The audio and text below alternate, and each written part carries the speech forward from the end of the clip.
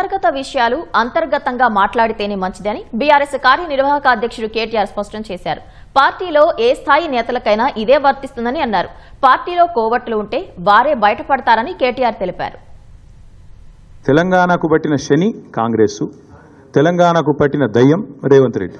ఇప్పుడు ఆ దయ్యాన్ని శనిని ఎట్లా వదిలించాలనేది మా టార్గెట్. లోక్సభ ఎన్నికలకు ముందు మేము పార్లమెంటు నియోజకవర్గాల వారీగా సమావేశాలు పెట్టాం, సమీక్షా సమావేశాలు.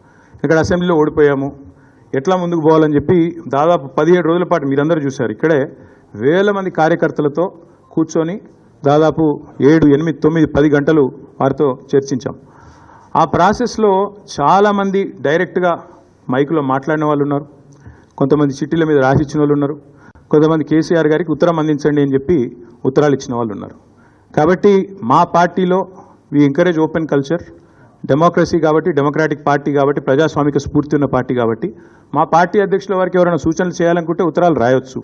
అదేదో చాలా గొప్ప విషయం అన్నట్టు మీరందరూ అంత బాధపడిపోవాల్సిన అవసరం ఏం లేదు. నేను అనేది ఏమంటే మా పార్టీలో డెమోక్రసీ ఉంది కాబట్టి మా పార్టీ అధ్యక్షుల వారికి, మా పార్టీ నాయకులు ఎవరైనా సరే అప్పుడప్పుడు సూచనలు సలహాల రూపంలో లిఖితపూర్వకంగా ఇవ్వచ్చు, ఓరల్గా ఇవ్వచ్చు, రకరకాలుగా ఇవ్వచ్చు. అట్లాగే నేను ఒక మాట మాత్రం చెప్తాను, మనం ఎవరైనా సరే పార్టీలో ఏ హోదాలో ఉన్నా కొన్ని విషయాలు అంతర్గతంగా మాట్లాడాల్సిన విషయాలు అంతర్గతంగా మాట్లాడితేనే బాగుంటుంది. పార్టీ ఫోరమ్స్ ఉన్నాయి, అధ్యక్షుల వారితో కలిసే అవకాశం ఉంది, లేదా ఆఫీస్ బేరర్స్ ఉన్నారు, కలిసి చెప్పుకునే అవకాశం ఉంది. కాబట్టి అంతర్గతంగానే కొన్ని విషయాలు మాట్లాడితే బాగుంటుంది. అది అందరికీ వర్తిస్తుంది, వీళ్ళకి వాళ్ళకని కాదు, అందరికీ వర్తిస్తుంది.